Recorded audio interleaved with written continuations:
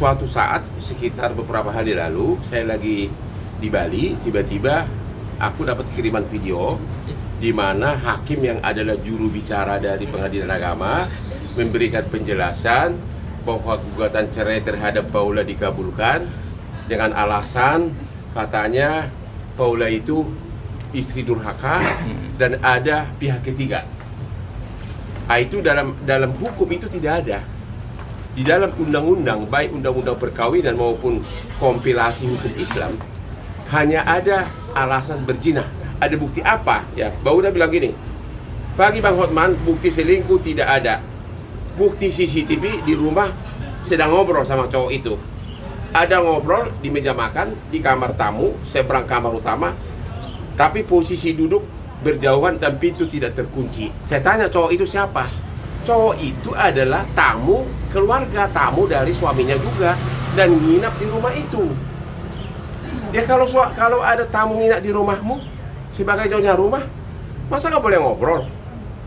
Hanya sebatas itu. Jadi yang kedua ada katanya asisten yang sentimen sama Paula, dia kasih tahu ada cowok itu pernah WA isinya kangen. Nah ini kata kangen ini kan kalau Hotman ngirim sama istri orang bisa ribuan kangen. I miss you, I miss you. Tapi kan itu bukan perzinahan dan belum tentu itu merupakan bukti perselingkuhan. Artinya kalau memvonis seseorang harus karena ada kepastian bukti. Apalagi mengumumkan ke publik Dewan Pengawas Mahkamah Agung, saya bilang. Sekali lagi, saya bilang sama Paula di awal saya udah bilang, karena saya juga tidak berusaha chat dia, saya tidak berniat menjadi pengacaramu, tapi suara-suara saya akan sangat berpengaruh untuk membentuk opini publik karena di Indonesia ini jangan ya, dia ngerti. Bahkan saya bilang kalau kau konferensi pers harus pengacaramu. Kalau kau butuh saya untuk pendamping nggak apa-apa, tapi saya tidak mau jadi pengacaramu. Ya klien saya kan ratusan kasus-kasus besar bisnis gitu ya. Tapi karena pengalaman saya sudah 38 tahun, 20 tahun dibimbing oleh orang asing, jadi logika hukum saya sangat tajam dan kebetulan saya selebriti yang followernya banyak banget, termasuk politisi. Bahkan Presiden Prabowo itu adalah klien saya 25 tahun. Namanya tamu, ya namanya bisa aja tamu kan. Ya bisa aja pas lagi lihat tamunya lagi beres-beres, duduk ngobrol, nggak apa-apa dong. Namanya tamu, tidur aja dikasih dan pintunya terbuka. Intinya begini, sekiranya benar pun ada perzinahan, sekiranya benar, tapi kan tidak ada bukti. Kalau tidak ada bukti, jangan pakai itu sebagai alasan, itu loh. Kalau nggak ada bukti, ya jangan dong, jangan bilang itu. Harusnya hakim pakai alasan, ada alasan lain, yaitu pertengkaran terus-menerus. Dan mungkin gara-gara itu mereka bertengkar, tapi alasannya bukan karena perzinahan. Pertengkaran terus-menerus itu adalah salah satu yang tepat dipakai oleh hakim dalam kasus Paula ini. Bang, soal banyak yang sekarang isu beredar terkait Paula, katanya agak sensitif mungkin soal HIP, katanya sebelum menikah sama Baim, itu gimana sih Bang, dengar gak? Saya tidak pernah bicara itu dan nanti saya akan tanyakan.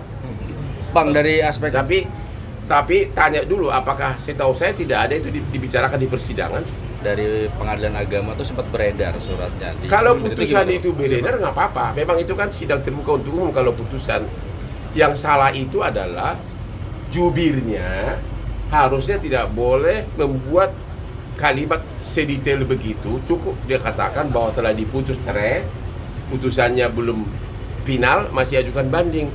Dia tidak boleh membuat keterangan bahwa Paula itu adalah istri durhaka. Dan termasuk nggak boleh ngomong gitu, ya. Karena asosiasi orang berarti tidak bisa seolah-olah perzinahan.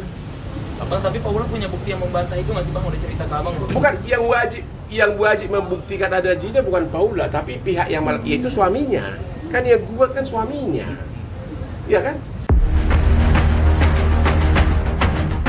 Sebuah kabar mengejutkan kembali mengguncang publik. Paula Verhoeven diduga mengidap penyakit HIV sebelum menikah dengan Baim Wong. Isu ini pun pertama kali mencuat dari sebuah unggahan di akun fans klub artis yang disebut-sebut memuat isi pertimbangan Majelis Hakim Pengadilan Agama Jakarta Selatan dalam perkara perceraian Baim dan Paula. Tak hanya itu, kabarnya pertimbangan mengejutkan tersebut juga disebut sebagai bukti lain selain dugaan perselingkuhan Paula yang menjadi alasan Baim menggugat cerai sang istri. Derasnya pemberitaan dan spekulasi yang menyudutkan membuat Paula pun seakan jatuh tertimpa tangga. Menanggapi hal ini, Paula pun mengambil langkah hukum dengan mengadukan majelis hakim ke Komisi Yudisial demi membersihkan namanya. Lantas, seperti apa sebenarnya isi unggahan yang menyinggung kesehatan pribadi Paula Verhoeven? Apa tanggapan dari kuasa hukum Baim Wong terkait isu tersebut?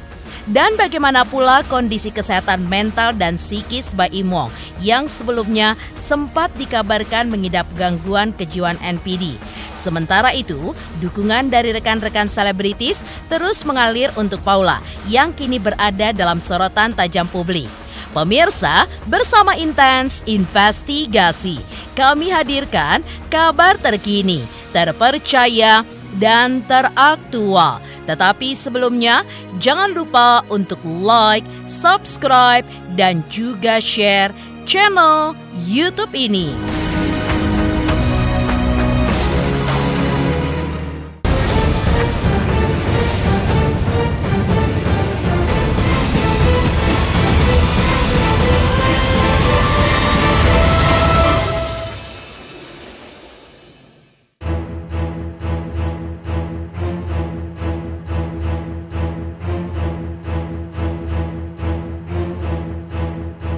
Nasib Paula Verhoeven kini ibarat sudah jatuh tertimpa tangga. Setelah resmi divonis cerai dari Baim Wong dan dituduh berselingkuh, kini muncul pula isu baru yang tidak kalah mengejutkan. Paula pun diduga mengidap penyakit kritis dan berbahaya. Isu ini pun pertama kali mencuat dari sebuah unggahan akun @nickmind17 yang berjudul Bukti Perceraian Baim dan Paula. Unggahan tersebut diduga menampilkan beberapa poin pertimbangan dari Majelis Hakim Pengadilan Agama Jakarta Selatan yang berkaitan dengan putusan cerai pasangan selebriti ini. Salah satu yang paling mengejutkan dalam unggahan tersebut adalah pernyataan, berdasarkan hasil pemeriksaan kesehatan, pihak termohon diduga dinyatakan positif sebelum menikah dengan Baim Wong. Menimbang bahwa pemohon mengkhawatirkan anak-anak diasuh termohon karena terkait dengan masalah kesehatan termohon. Berdasarkan bukti P86 berupa surat balasan dari Rumah Sakit Keramat 126 yang menyatakan Dr. Profesor Zubairi Juhan tidak dapat menghadiri persidangan karena rahasia rumah sakit dan bahwa ada perjanjian dengan pasien, serta keterangan saksi Tuku Zaki Aswar dan Putri Nur Rizky Mayang binti Joni Jailani mengenai pemeriksaan kesehatan termohon sebelum menikah yang menyatakan termohon dinyatakan positif. Tak lama berselang, pasca kabar tersebut viral di sosial media, Paula pun mengunggah foto dirinya seorang diri, memandang suasana alam dengan caption, Allahumma barik, just relax, calm down, take a deep breath, and see how things work. Hashtag cerita Paula Ver, hashtag Paula Verhoeven.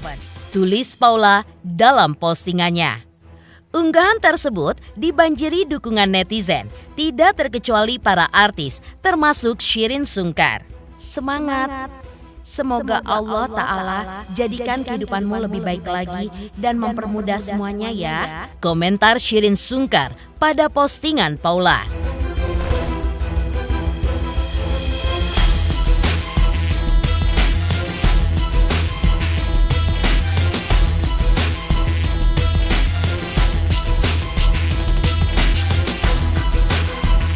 Tak hanya mendapat dukungan dari Shireen Sungkar saja, Paula pun juga mendapat dukungan dari Tia Aristia.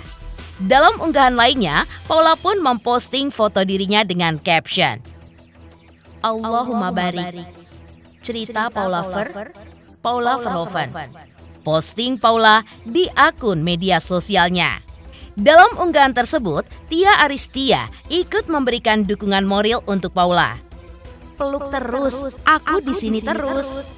Komentar Tia Aristia pada postingan tersebut.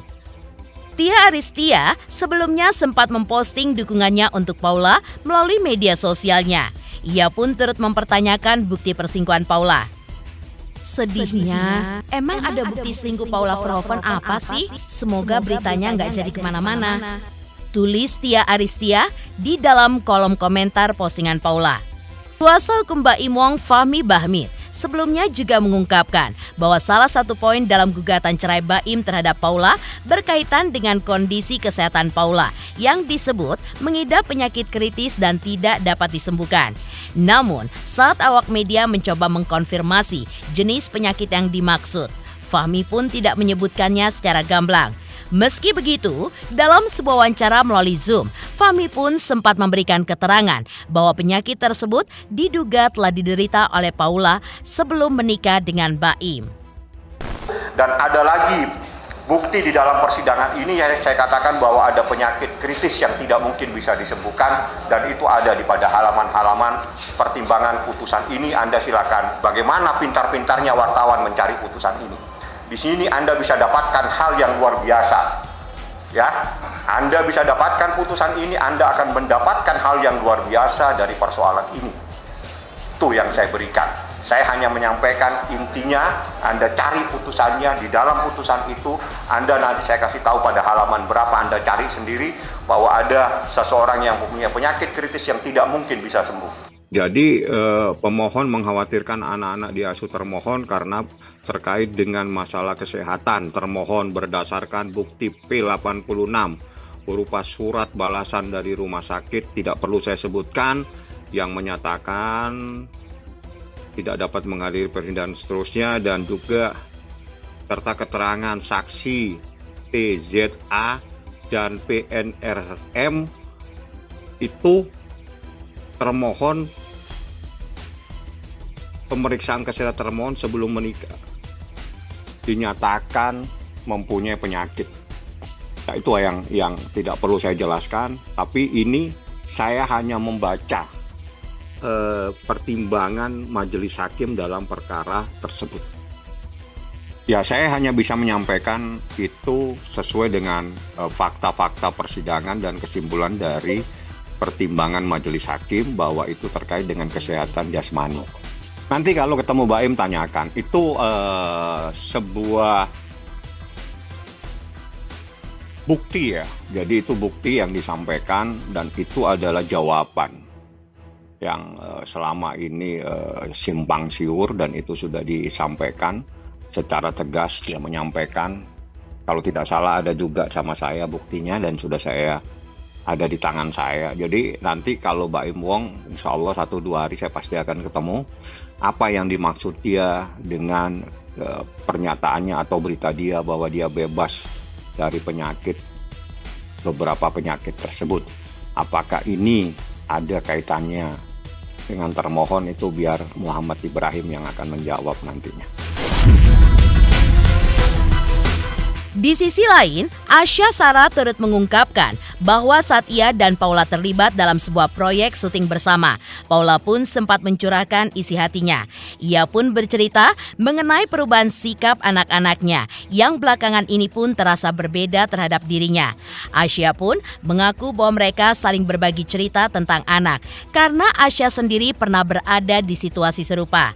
Ia pun mengungkapkan sangat memahami apa yang tengah dirasakan Paula dan terus memberikan dukungan moral agar Paula pun bisa tetap kuat dan juga tegar untuk menghadapi cobaan ini.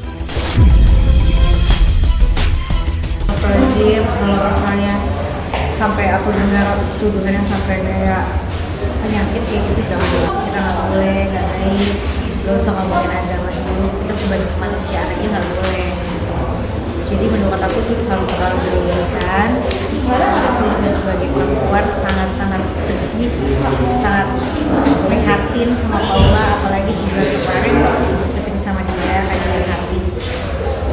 Aku tahu berat banget untuk dia bisa sama anak-anaknya, karena aku juga masih sengketa, aku juga kan bagaimana. Jadi tolonglah kalian hargain yang kita minta, tolong aku telah nanti kita di bumi ini kan nggak lama. Jangan batasi orang itu udah terburuk, jangan ada tambah-tambah sedih. Nggak apa ya, tidak membawa kebaikan akan menjadi kayak gitu loh. orang tuh nggak akan bawa kebaikan untuk kita. Ya kita sharing buat anak, urusan maksudnya kenapa banyak ciri-cirinya kan, kayak kenapa nih anak jadi berubah, kayak tantrum kayak gitu. Saya sharing karena kan aku udah lebih dulu ngalamin itu kan. Mungkin udah aku bilang, aku udah 2 tahun setengah lebih gitu, udah masuk 3 tahun gitu. Jadi ya memang berat buat kita. Jadi aku tahu banget sih rasanya jadi Paula sekarang ini.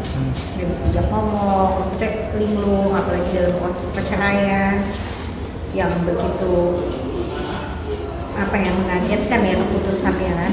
Jadi nggak gampang situasi ini buat dia.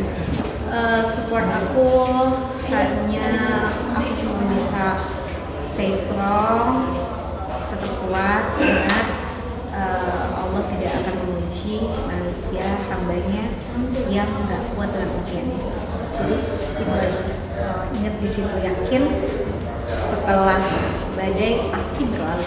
Jadi nggak mungkin orang sedih-sedih terus, nggak mungkin ada senang-senang terus gitu. Jadi yakin itu.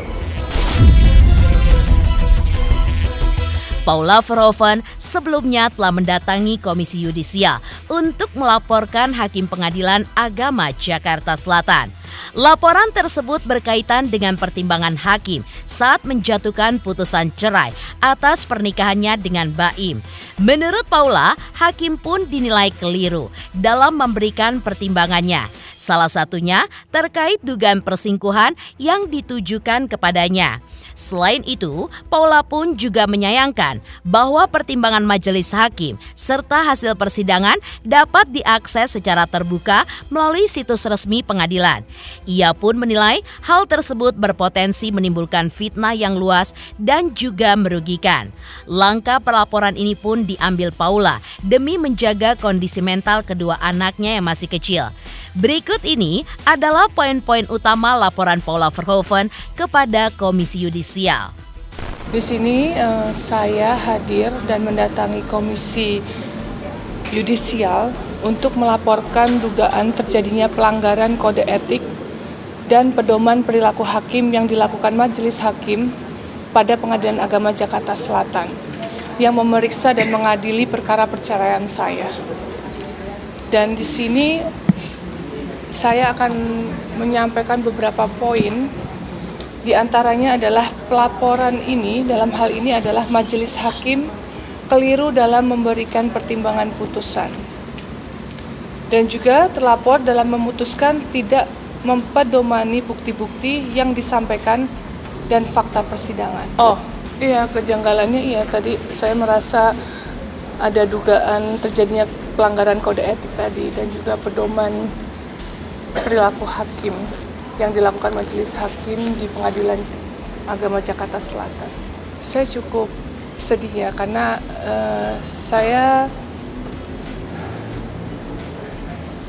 menurut saya ini fitnah ini sudah terlalu jauh ya, udah terlalu jauh, dan di sini saya punya 2 anak laki-laki.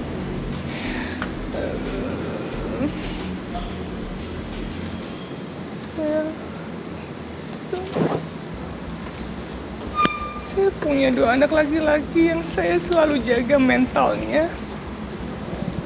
Mereka akan tumbuh besar melihat pemberitaan ini yang cukup masif.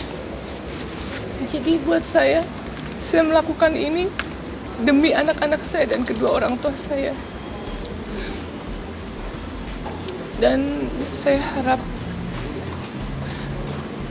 harap semuanya, apa yang saya ucapkan ini bisa saya pertanggungjawabkan di akhirat. Dan saya secara tegas menyampaikan bahwa tidak ada terjadi perselingkuhan selama saya menjalani pernikahan. Dan tidak ada juga bukti-bukti perselingkuhan di persidangan. Tidak ada rekaman dan juga 4 saksi yang melihat kalau saya berselingkuh gitu. Jadi saya cuma di sini meminta keadilan untuk kedua anak-anak saya dan juga kedua orang tua saya. Itu aja di sini secara tegas. saya menyatakan tidak ada terjadi perselingkuhan selama saya menikah. Dan saya bisa pertanggungjawabkan ini semua, perkataan saya, perlakuan saya di akhirat. Dan ini saya lakukan demi menjaga mentalitas anak-anak saya yang masih kecil, yang nantinya mereka beranjak dewasa bisa mengakses semua berita tentang ibunya. Dan saya harap di sini saya berdiri untuk seorang ibu yang melindungi anak-anak saya gitu. Jadi saya berharap kalian semua mengerti. Di sini saya berbicara, saya tidak berkeberatan untuk co-parenting, tapi saya di sini meminta keadilan untuk hasil putusan beserta bukti-bukti yang ada. Makanya kenapa ini adalah alasan utama kenapa saya datang di Komisi Yudisial ini. Geger, beredar kabar bahwa Paula Verhoeven diduga terpapar HIV sebelum menikah. Lantas seperti apa Baim membuktikan bahwa ia tidak mengidap penyakit mental NPD seperti yang diisukan selama ini? Selamat untuk Intens Investigasi karena sudah mencapai 3 juta subscribers di YouTube. Sukses selalu dan all the best.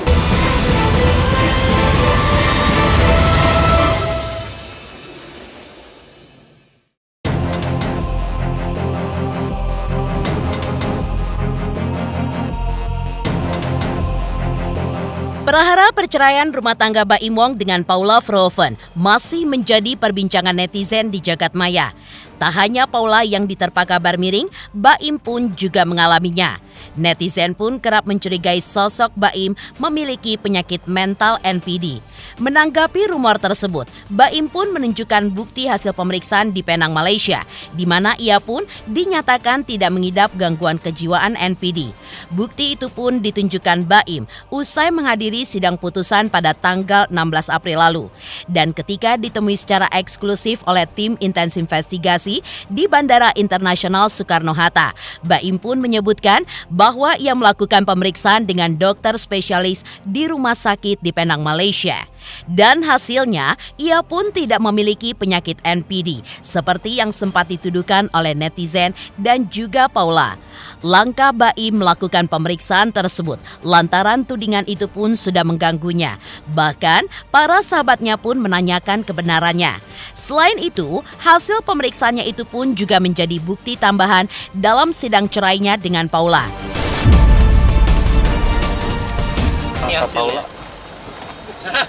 Saya tidak NPD. Berobat apa ya?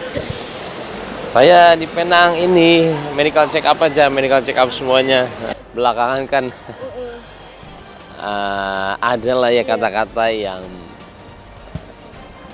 ya bukan menyudutkan juga ya, yang bilang narasi kalau ada penyakit mental. Saya mau itu menyudutnya ke NPD daripada saya cuit-cuitan kayak di mana medsos, sama juga klarifikasi dengan enggak dan iya. Aduh, saya juga bingung sih, ada terus drama-drama ini. Seharusnya kita tenang aja ya.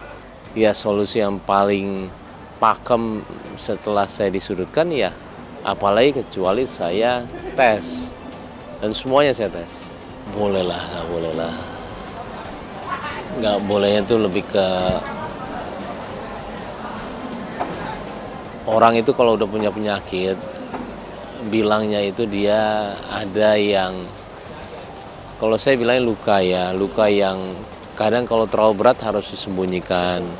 Yang bisa dukung itu adalah keluarga, teman dekat, pasangan. Kalau bisa sembunyiin, nggak orang-orang tahu. Bahkan keluarganya pun kalau perlu tidak tahu, kita nggak kasih tahu. Itu yang namanya seharusnya kita jaga. Tak hanya soal perceraian, Baim Wong juga mengungkapkan kebingungannya saat dirinya disebut-sebut mengidap gangguan mental NPD. Padahal, salah satu ciri utama pengidap NPD adalah kurangnya empati terhadap orang di sekitarnya. Menurut Baim, tudingan tersebut sangat bertolak belakang dengan kepribadiannya yang justru dikenal mudah berempati dan juga peduli terhadap sesama. Bahkan beberapa sahabat dekat Baim yang mengenalnya secara pribadi juga merasa heran dengan tuduhan tersebut. Selain itu, Baim juga menanggapi isu yang menyebutkan bahwa ia telah menjauhkan anak-anaknya dari Paula. Tuduhan ini pun menjadi sorotan karena dinilai tidak sesuai dengan kondisi yang sebenarnya. Cuman kalau sampai malah di blow up, saya juga bingung. Itu yang namanya empati kali ya. Itu yang namanya empati, itu yang namanya rasa kepedulian sama sesama. Saya sampai bingung gitu loh.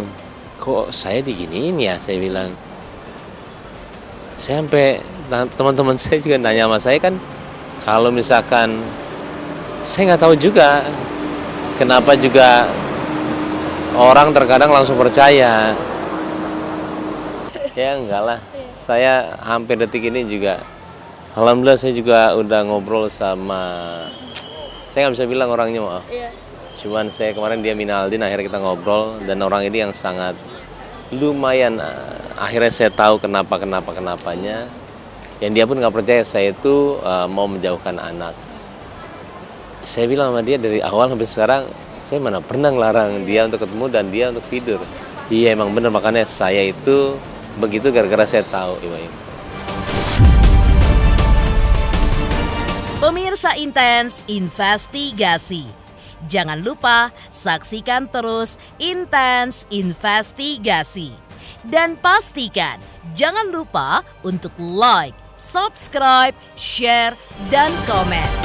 Tim redaksi Intens Investigasi juga mengucapkan banyak terima kasih kepada semua subscribers hingga kanal Intens Investigasi kini sudah mencapai 3 juta subscribers.